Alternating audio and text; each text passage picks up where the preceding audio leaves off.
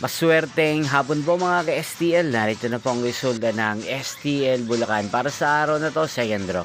November 17, 2025, araw ng Lunes.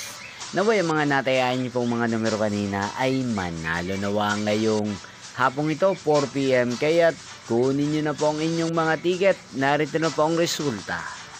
Ang mga numerong nanalo sa STL Bulacan ngayong hapong ito, November 17, 2025. 4 PM second draw. Result 1 at 33. In exact order. Again, 1 at 33. At ngayong hapong ito sa STL Bulacan, atin pong i-shoutout si Ate Kailita ng Bulacan. Shoutout po sa inyo, Ate Kailita. Sana po ay nasa maayos kayong kalagayan. At sa lahat po ng mga tagal Bulacan, shoutout po sa inyo. Hindi pong napanood ang resulta ng STL Bulacan. Magkita-kita pong muli tayo mamayang 8 PM. Thank you for watching.